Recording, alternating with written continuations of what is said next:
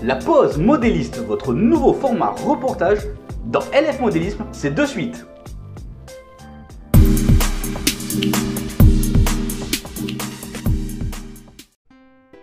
Bonjour et bienvenue dans LF Modélisme, votre chaîne qui vous parle de modélisme. Aujourd'hui, on se voit ensemble, je viens pour vous faire découvrir le nouveau format dont je vous ai parlé il y a quelques temps, qui s'intitule la pause modéliste. Cela a pour but de faire toujours des rencontres avec des modélistes en tout genre, à travers un échange sur une conversation téléphonique en webcam face à face. Bien entendu, la qualité et du Wi-Fi, de la réception et du micro peuvent interférer, mais c'est ça qui fait aussi la sensibilité et la beauté de ce genre de nouveau concept de format pour vous présenter toujours des modélistes ou pour découvrir des personnes sur le web également. Aujourd'hui, dans cette première épisode, nous allons à la rencontre de Raphaël de la chaîne YouTube Raph N-Train. Allez, je ne vous en dis pas plus, c'est parti, on va l'appeler de suite.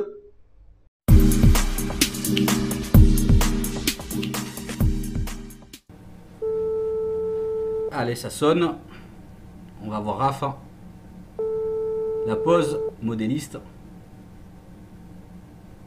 Nouveau format pour vous dans la communauté. Ah ben ça y est, ça répond. Salut Raph, comment ça va? Salut Loïc, ça va bien et toi? Ah ben ça fait plaisir, écoute, j'essaye de te joindre, ça sonne. Et ah ben ça fait plaisir de te voir Raph, comment ça va? Bah impeccable, tout va bien et toi? Eh ben bienvenue dans LF Modélisme, la chaîne qui parle de modélisme, mais ça je pense que tu le sais déjà. Oh oui, on connaît, ouais, parfaitement, ouais. Ah, ça fait plaisir de te recevoir ce soir sur un format inédit. C'est la première fois que je fais justement ce concept.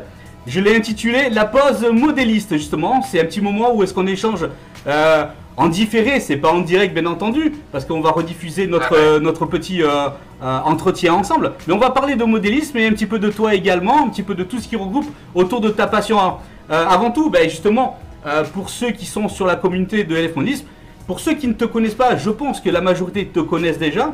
Mais peux-tu te présenter pour ceux qui ne te connaissent pas et nous dire un petit peu comment tu en es venu au modélisme ferroviaire surtout?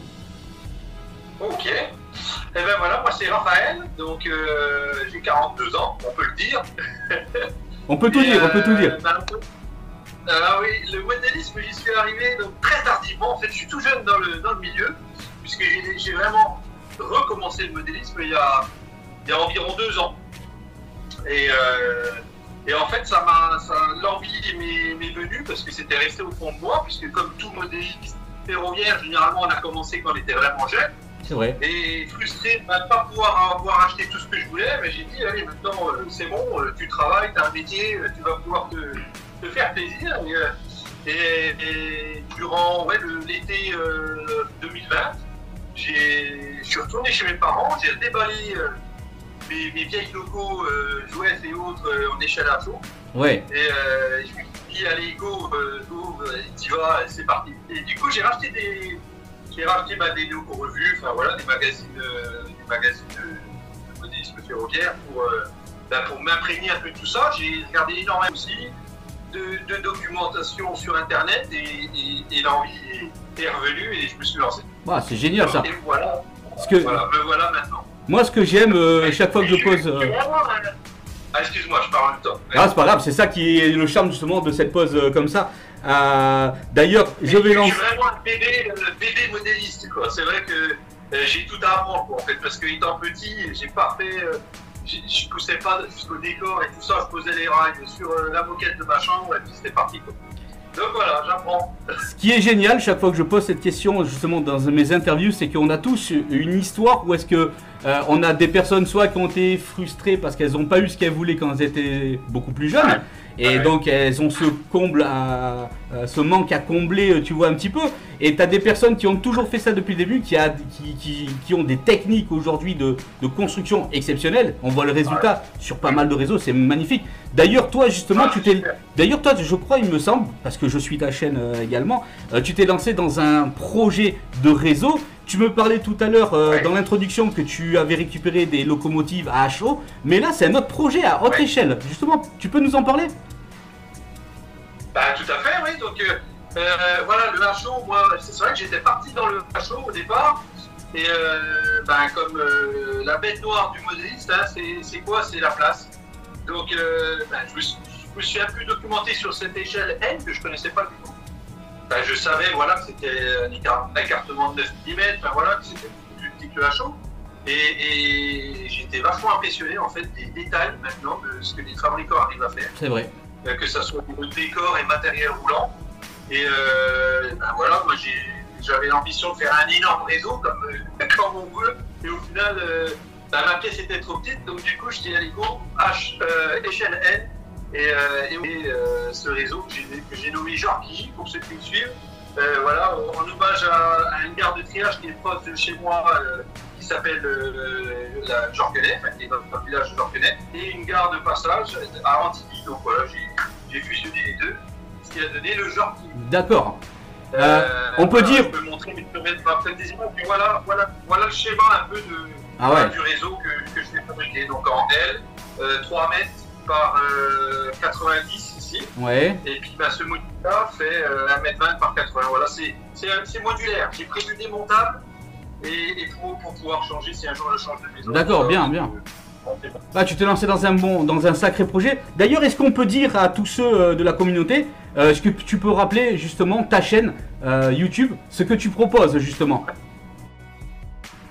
Ouais, donc j'ai énormément cherché en fait de tutos, de choses comme ça quand je me suis relancé dans le modélisme ferroviaire et c'est vrai que je me suis beaucoup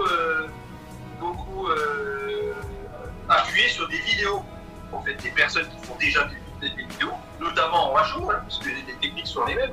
Et j'ai dit, allez, il va falloir que tu mettes ta pierre à l'édifice, quoi. Pourquoi pas toi et pourquoi pas montrer les difficultés que tu rencontres lors de la création du réseau.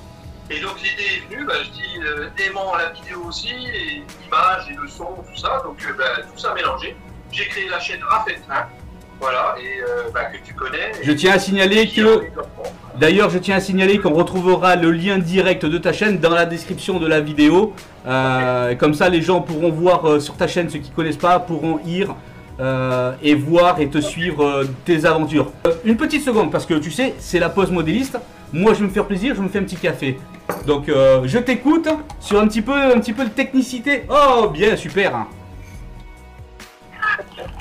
Eh oui, c'est du thé.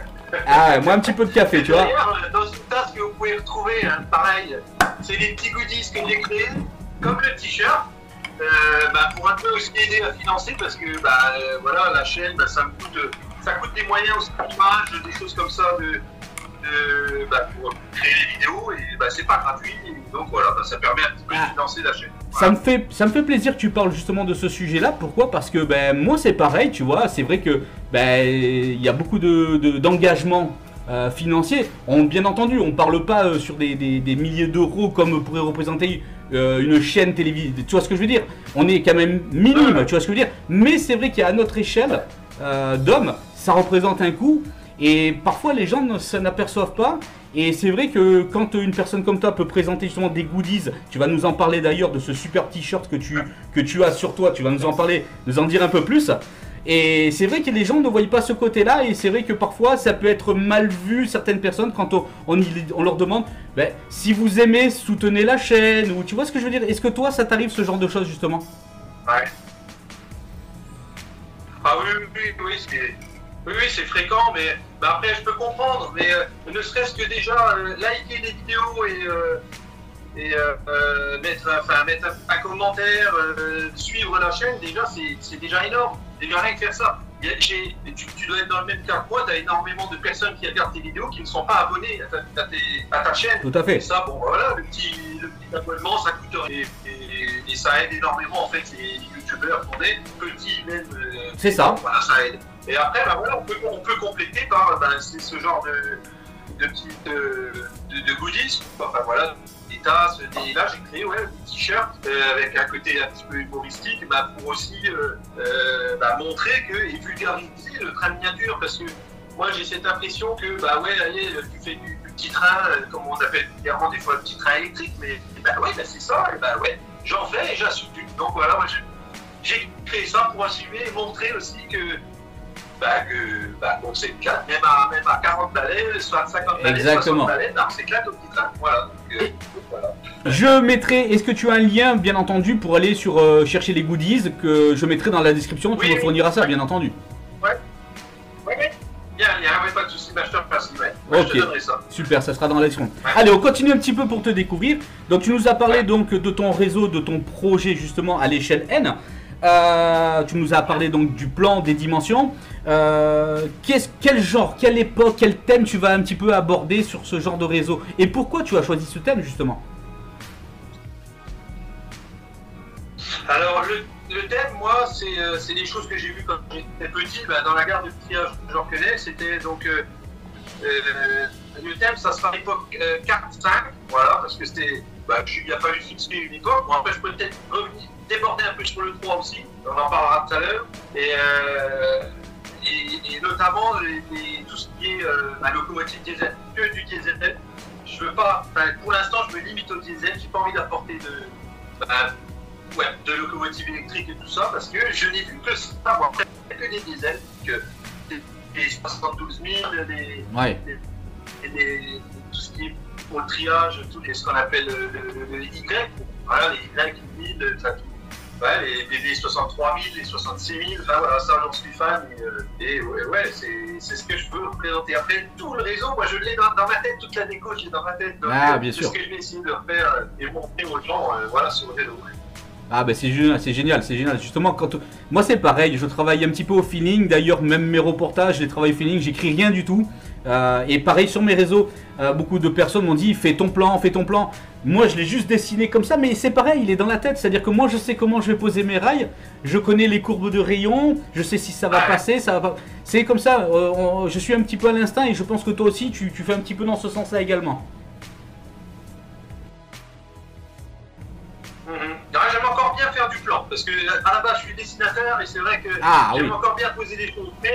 Mais voilà, après on peut pas tout dessiner à la perfection. Exact. Là ça reste, voilà, sur ce schéma-là ça reste tracé quoi en fait. Mais après, voilà, tout ce qui est déco, c'est vrai que j'ai tout dans la tête. Ah ouais, génial, génial. Ok. Alors du coup là, on va parler un petit peu justement parce que je pense que ton réseau, il n'est pas en analogique, il est en digital. Puisque je suis tes vidéos, je sais qu'il est en digital. Mais pour les gens qui ne te connaissent pas, pourquoi tu as fait le choix de travailler en digital? Quel genre de matériel tu utilises? Et justement, qu'est-ce que tu penses de cette évolution du numérique? L'évolution, parce que c'est vrai qu'on voit en ce moment le train miniature, il y a un boom dans le numérique. Ah oui, alors donc comme tu dis, oui, le numérique, moi je suis parti là-dessus.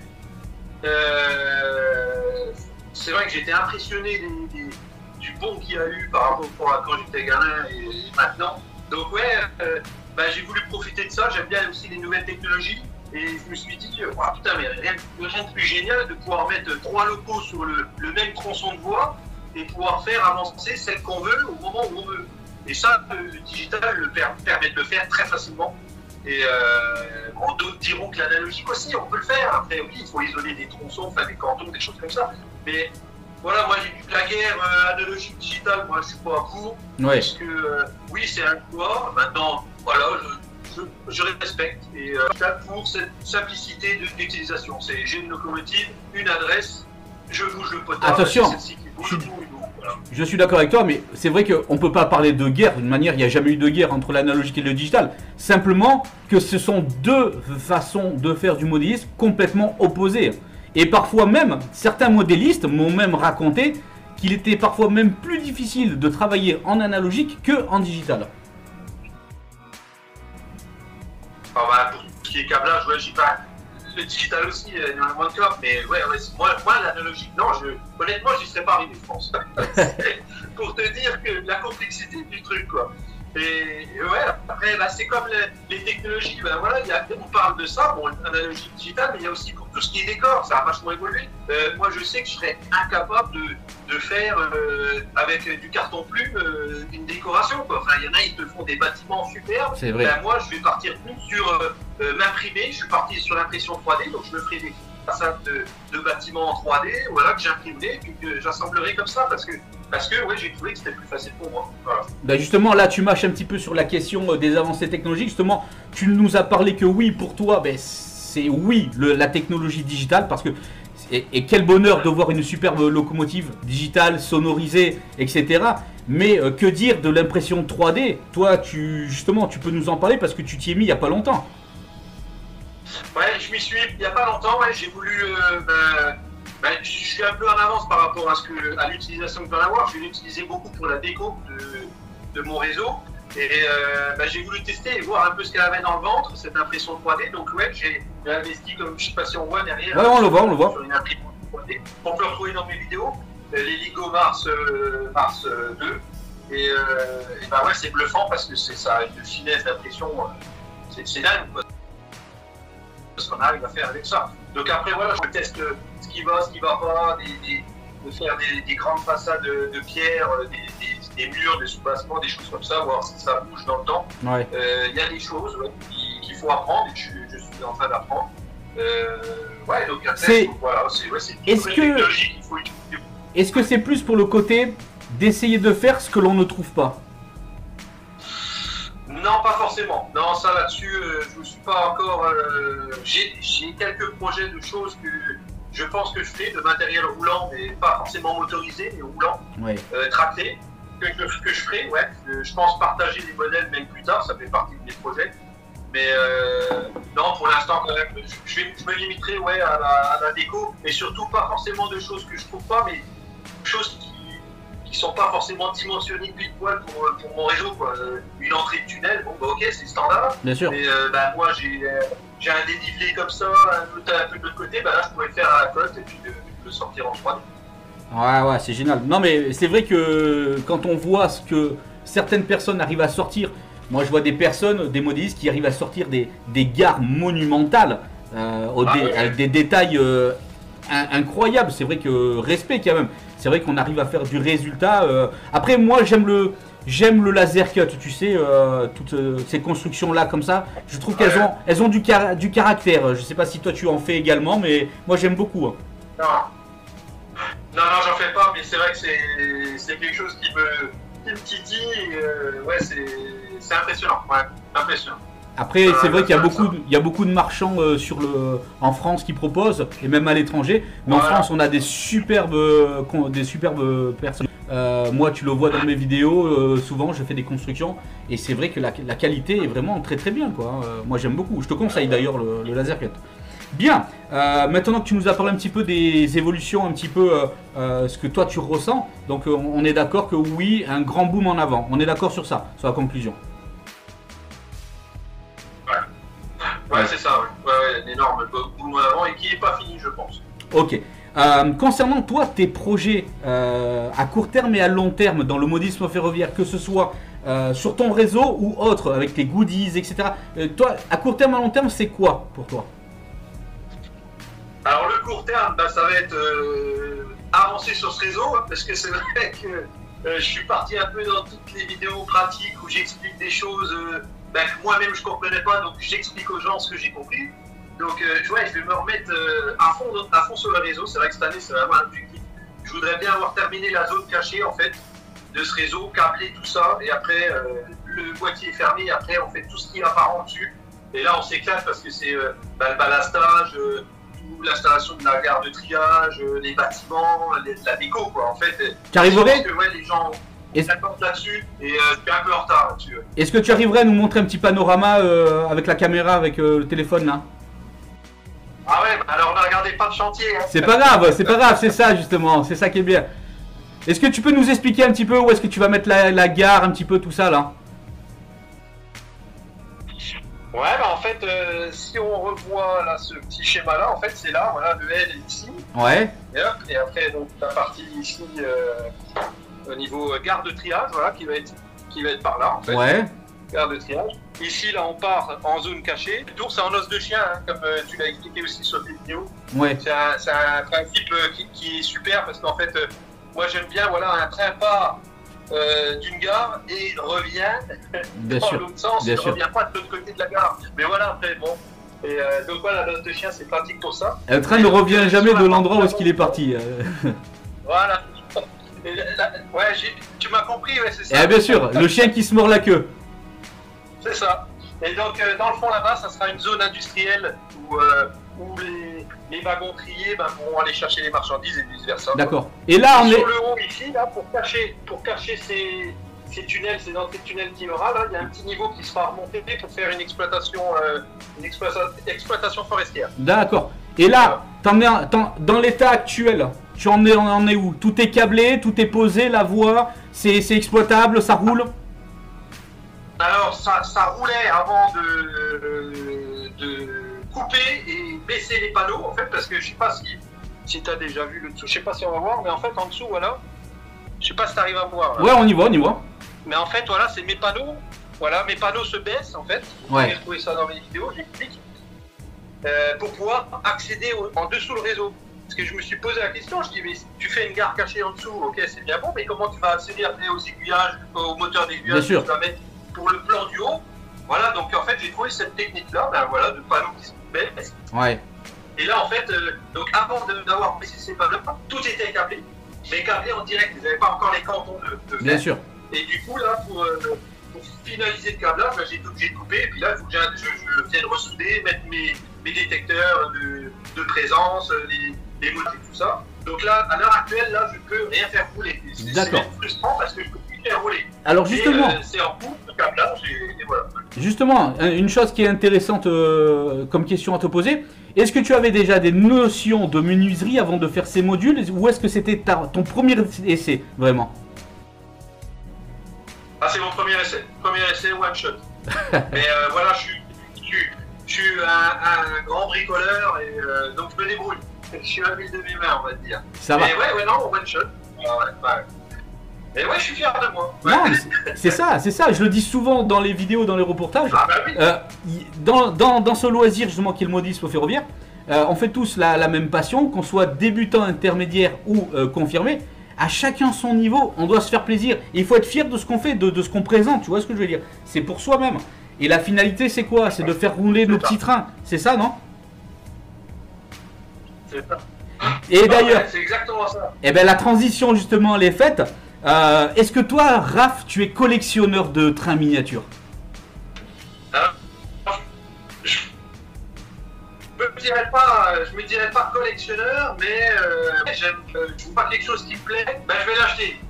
Après, c'est peut-être des fois, ça sort un peu de ce que je vais devoir utiliser sur mon réseau pour rester dans la période que j'ai choisie, mais si j'ai le coup de cœur, je vais l'acheter. Après, collectionneur, non, c'est... après, voilà, moi je sais pas. Après, collectionneur, je ferais que je regarde la définition, mais je commence déjà à avoir pas mal de choses. Ah, fais-nous voir ça. Mais voilà, je commence à stocker. Bon, après, je débute. Hein, ouais, bien sûr. Et dans tout ce que tu as là, tu pourrais nous sortir une de tes favorites un petit peu? Une loco ou une rame peut-être favorite? Alors, ma première en fait que j'ai achetée, où j'ai découvert le magnifique aussi, c'est la 72 000 de chez Rocco, très connue. Alors bon, il y en a qui ont eu des soucis avec. Moi, pour l'instant, j'ai pas rencontré de problème. Mais c'est vrai que c'est la machine que je voyais passer en gare avec les coracs derrière. Voilà, donc il la fallait absolument. Voilà. Après, j'en ai plein d'autres, hein, mais c'est vrai que celle-ci, c'est ma préférée. C'est vraiment ma chouchou. D'ailleurs, on la retrouve je crois que c'est chez Minitrix qu'on la retrouve dernièrement avec digitalisé. Ouais, exact, ouais. C'est Minitrix, ils en ont sorti, Enfin, ils en ont sorti. Je veux pas dire de bêtises, mais je pense que c'est Minitrix ou notre marque. Mais je sais qu'elle est sortie dernièrement. Ouais, c'est ça. Minitrix, je sais qu'il y en a une. Ouais. Je vais d'ailleurs, j'aimerais bien en acquérir une. Ah ouais, moi aussi, ça va être un modèle. Tiens, on partage, on est là pour partager. Moi, je vais te montrer un petit modèle aussi. Il n'est pas encore motorisé, mais je vais te montrer un des derniers favoris que j'aime bien. C'est un autorail en fait. Le Picasso. Ah ouais, ok. En fait, le Picasso, c'est un Del Prado non motorisé. Ok. Écoute, je ne dirai pas le nom de la personne parce qu'elle a tenu à rester discrète par rapport sur un site marchand que je l'ai acheté. Où est-ce que cette personne-là vend les caisses neuves dans l'emballage, tu vois, Del Prado. magnifique, tu vois, la coque. Elle te donne une notice de montage pour la rendre digitale en exploitation. Elle te fournit la platine à l'intérieur. Elle est soudée avec les LED et tout, etc. Les feux, etc. Et tu te procures un châssis Kato. Et même sur les petites courbes, même R1, ça passe. Hein. Celui-là, le TM08R, hein, tu vois, pour les... Et bien après, tu n'as plus qu'à faire l'aménagement à l'intérieur. Et après, ton autorail Picasso, magnifique. Voilà, j'avais envie de te le montrer, parce que toi, tu m'as montré... Voilà, moi, c'est mon petit Picasso, là, tu vois. J'ai montré la dernière fois une note sur ma chaîne. Et là, c'était un petit Picasso que j'avais envie de te partager. Et voilà. On arrive à trouver de tout, quand même. C'est incroyable, hein, de nos jours. Hein. Ouais. Et puis, comme du vieux matériel... voilà, là, je digitalise des anciennes locaux aussi. Ça, c'est des locomotives assez âgées. Hein. Là, les démonter, mais une 63 000 de chez Ronco. Ouais. Voilà, on arrive à trouver des platines. On enlève l'ancienne platine. On met une platine qui peut accepter un décodeur avec des éclairages chauds à LED. C'est vrai que maintenant, ouais, le marché, on trouve énormément de choses, quoi. C'est vrai que. Ouais. Et celle-ci, ouais, c'est vraiment, c'est vieillot, genre. Hein. Ah ouais, je vois ça. Hein. Et sinon, toi, t'as. Donc après, ouais, on fait avec. Et ça marche très bien une fois digital. Ouais, bien sûr. Oui, je sais. D'ailleurs, tu fais parfois des unités multiples, là, justement, avec la même locomotive qui est sur ton t-shirt. Ouais. Voilà, c'est ça. Et là, c'en a une autre version que j'ai achetée. Pareil, l'occasion que je vais digitaliser. Ouais. Ah, bah génial. Donc, du coup, on peut dire. Pas mal pour. En gare de triage, j'avais beaucoup de ces locomotives-là, donc c'est vrai que je vais en avoir une paire. C'est vrai. Toi, sinon, donc justement que tu parles de ça, c'est intéressant. Toi, ça serait quoi ta spécialité justement dans le modélisme ferroviaire? Le décor, l'infrastructure, l'informatique, la digitalisation, etc. C'est quoi? Si je devais en choisir une, c'est j'aime bien la concevoir, la conception. La conception. Là où il n'y a encore rien, et imaginer le réseau et l'exploitation, imaginer le tracé, quoi. Voilà, j'aime bien faire ça. Après, il faut. De toute façon, un modéliste, il faut qu'il soit bon partout. J'ai l'impression qu'il faut qu'il soit bon en menuiserie, voilà, parce que après, il existe des modules tout faits, mais en fait, il faut toucher à tout, en fait, tout, que ça soit pour la déco, il faut être bon en peinture, en collage, après pour placer les bois, le balastage, tu connais ça, hein, de toute façon. Ah ouais, c'est sûr. Je pense que la seule discipline que peut-être on touche pas, c'est la plomberie dans le modélisme. Ouais, c'est vrai. Ouais. Et encore, si on se met à se faire une vraie là, allez, on pourrait dire que c'est un petit peu la. Oui. Et sinon, justement, avec tous ces beaux modèles justement en N, d'ailleurs le N, je trouve que de plus en plus des Nistes arrivent sur le marché parce que pour la place, etc. Mais ça n'a pas à rougir par rapport à la grande sœur, l'échelle HO, parce que comme tu le disais au début, on arrive à avoir un détaillage très complet, on voit des machines qui sont super bien réalisées, des fonctions sonores superbes. Moi j'attends avec impatience qu'il y ait un petit peu de fumée sur quelques vapeurs. Ça existe, je crois que Fleischmann en avait fait une à l'époque, ou Arnold je crois. D'ailleurs la communauté LF Modisme, n'hésitez pas à commenter, à poser vos questions à Raph. Je suis sûr qu'il sera un plaisir de vous y répondre à toutes les questions. Et qu'est-ce que tu en penses justement de la comparaison HO et N maintenant? Qu'est-ce que tu en penses toi justement la comparaison maintenant? Au niveau des taillages ou au niveau... généralement. Sur le marché. Généralement. Généralement, je trouve quand même que... et moi qui suis abonné par exemple à l'Ocoru, je trouve qu'il y a énormément... C'est beaucoup axé sur le HO. Le N, comme tu dis, il y a de plus en plus peut-être de pratiquants en N, mais je trouve que le marché est un petit peu plus... est moins nourri que le HO. Donc...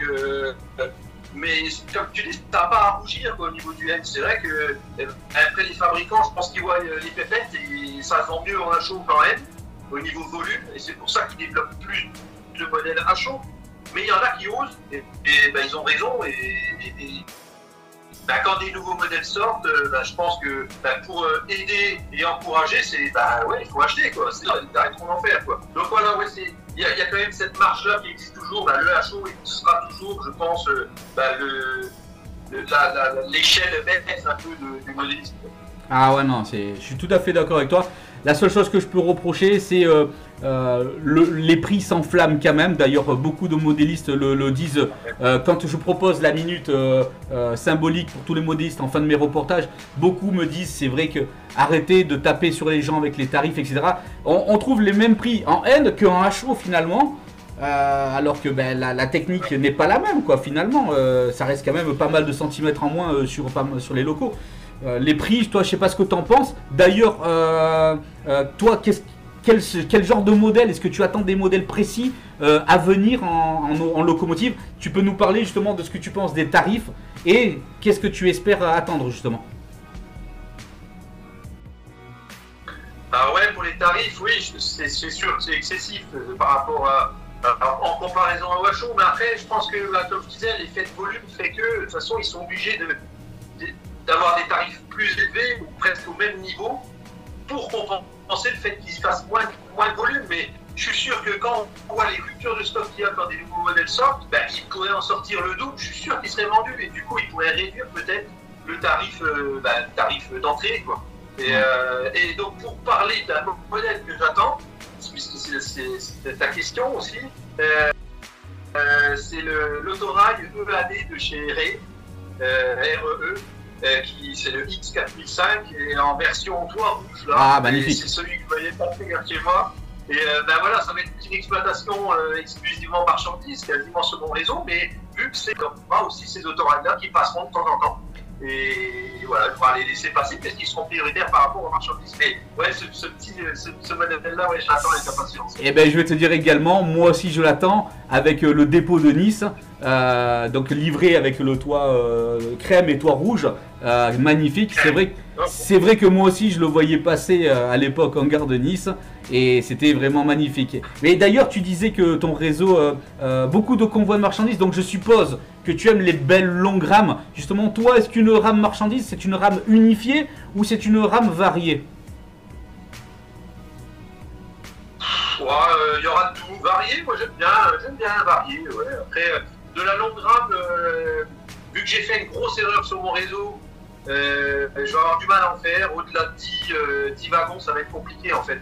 Parce que sur mes rampes en fait, qui descendent en zone cachée, il y a une règle à respecter qui est le 3 degrés, je ne sais pas si tu la connais, tu sais, au niveau des pentes, et j'étais persuadé de ne pas avoir dépassé ça, et je suis légèrement dessus, je suis aux alentours de 4%, oui c'est pas 3 degrés, c'est 3%, et donc oui je suis à 4%, et du coup ouais, j'ai essayé avec des wagons citernes qui sont un petit peu lestés, ben, ma 72 000 peine un petit peu au-delà de 10 wagons, quoi. Donc ouais, j'aurais aimé des grandes rames, mais ça sera sur peut-être mon prochain réseau en 2050 ou 2060. Génial, génial. En attendant, il faut déjà se faire plaisir sur celui-là, il faut le terminer le projet. Et je suis sûr je suis sûr qu'au fur et à mesure, tu vas toujours trouver des idées supplémentaires pour l'améliorer, etc. Ah, oui. Bah, c'est jamais fini. Hein. De toute façon, je sais pas, après on peut le citer, Renaud Hiver, par exemple, que tu dois connaître, qui est en H2, il explique très bien, c'est ne pas laisser quelque chose qui vous déplaît sur votre réseau. De toute façon, tout peut être refait à n'importe quel moment maintenant. Donc, voilà, ouais, je pense que ça évolue et ça n'arrêtera pas. Un réseau n'est vraiment jamais terminé. C'est vrai, il y a toujours quelque chose à faire, même au niveau de décoration, on peut toujours donner forme et vie à plusieurs endroits. Et ça, c'est vraiment le charme du modélisme ferroviaire, ça je te l'accorde. Est-ce que tu peux nous parler un petit peu plus de la vision de ta chaîne YouTube, l'évolution, qu'est-ce que tu as envie de faire découvrir justement aux gens qui te suivent? Alors, c'est vrai que je m'étais lancé là-dedans juste pour dans cette chaîne. Je m'étais lancé dans cette chaîne pour contribuer, comme je disais au début, parce que j'en ai regardé énormément et je me dis, moi, à un moment donné, moi aussi, je peux apporter ma pierre à l'édifice. Et montrer plus, en fait, je vais montrer plus mes conneries, je crois. Parce qu'en fait, j'en montre des conneries que je fais. Et je pense qu'en fait, montrer les erreurs qu'on a fait, bon, après, pas que toutes des erreurs, enfin, on n'en fait pas tout le temps, mais je pense appuyer plus là-dessus parce que les gens, c'est ce qui. Quand tu te trouves devant le mur, t'es bien emmerdé quand t'as fait une connerie et puis t'as pas compris le truc, donc autant montrer le truc. Et notamment, j'en ai fait une énorme, et je viens de l'apprendre. j'ai collé mon liège parce que j'ai mis les rames sous les rails, on met un petit isolant phonique pour éviter que ça fasse du bruit, et j'ai collé mon liège à la colle à bois, et apparemment j'ai découvert que c'était une grosse connerie d'avoir collé à la colle à bois. Parce qu'en fait la colle à bois durcit le liège, et au final c'est comme si j'avais mis mes rails directement sur le bois. Et ça c'est un truc, en fin de compte, je crois qu'il y en a plein qui ont dû faire l'erreur, mais je l'ai jamais entendu, tu vois. Et je pense que je vais communiquer plus sur les conneries que j'ai faites. Ouais. Moi personnellement le liège, après, ouais, moi personnellement le liège, quand je pose les rails, je visse seulement les rails dessus. Ah ouais, voilà. Ouais. Moi j'ai collé le liège et ouais, il est devenu dur, et du coup ça isole pas tellement. Et ben ça c'est intéressant parce que justement on va poser la question à la communauté qui vont pas, n'hésitez pas d'ailleurs tous ceux qui regardent la vidéo de nous dire ce que vous en pensez, coller, pas coller. Allez, ça va être sympathique de voir, ça les commentaires. Parce que c'est vrai que même moi, j'avais pas trop entendu parler que de coller n'était pas bon, etc. Voilà, comme quoi, tu vois, cette pose modéliste, elle fait partager beaucoup, tu vois, et ça me fait plaisir que tu sois le pro, comme on dit.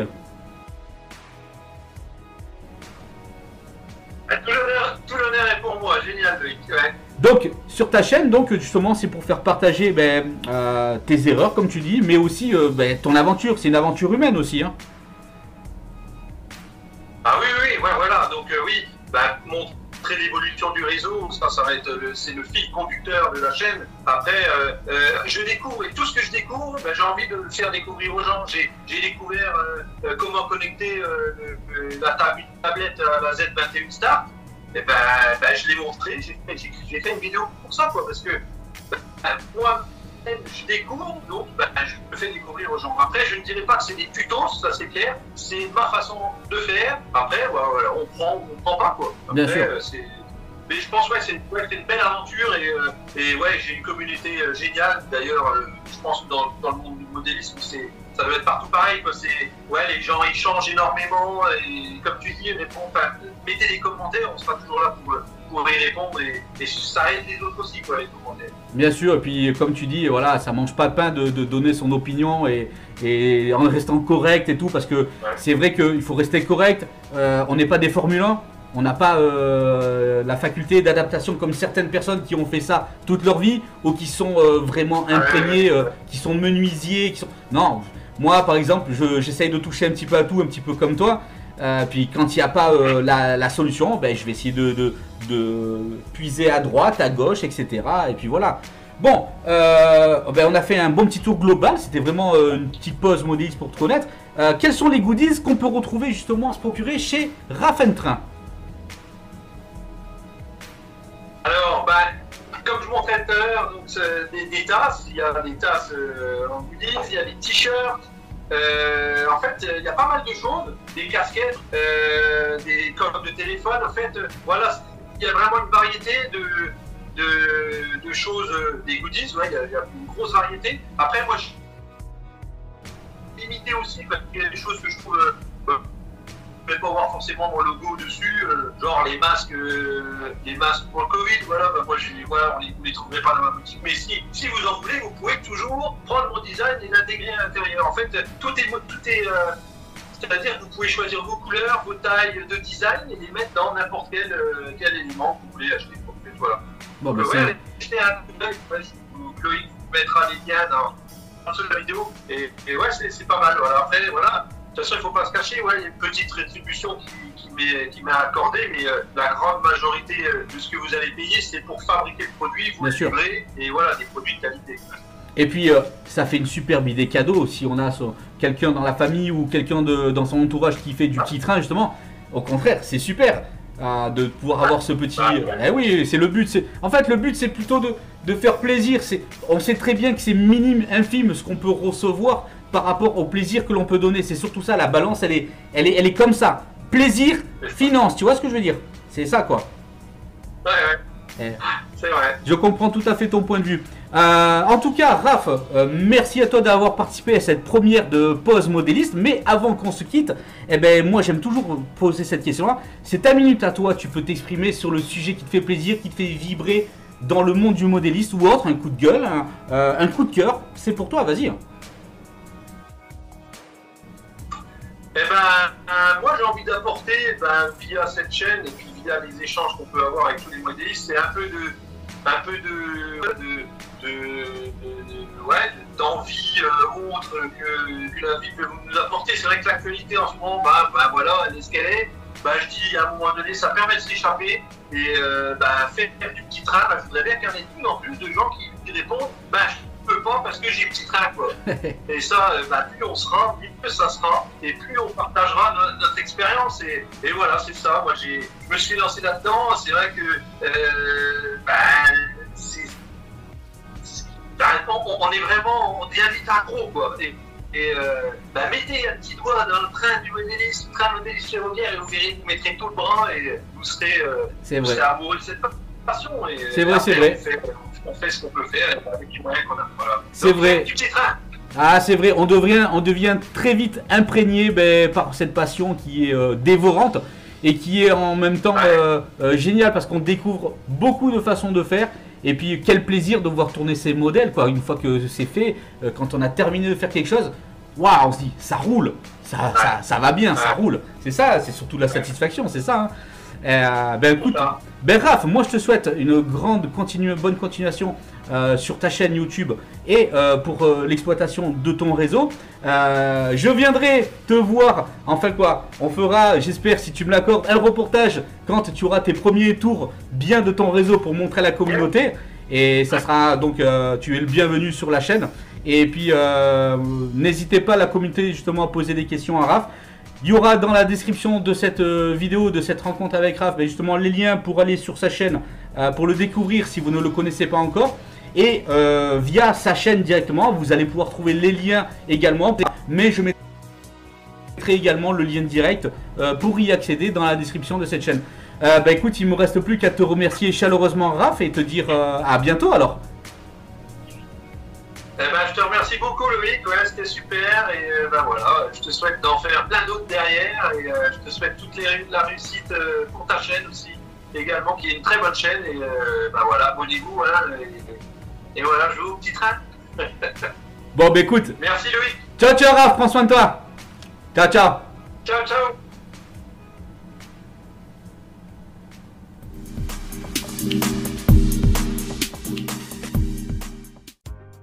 Merci à tous d'avoir suivi ce premier épisode de La Pause Modéliste. D'autres suivront bientôt également. En tout cas, ça me fait plaisir de vous présenter ce nouveau concept, histoire de parler, de partager en vidéo directement comme ça. Je trouve que c'est plutôt sympathique. D'ailleurs, n'hésitez pas à commenter pour me dire ce que vous en avez pensé. De poser également vos questions à Raph. Si vous en avez, il se fera un plaisir d'y répondre et moi également. Sinon, moi je vous dis à très vite pour d'autres rencontres avec des modélistes en tout genre et d'autres rendez-vous autour du train miniature, notre passion. Allez, à bientôt, ciao.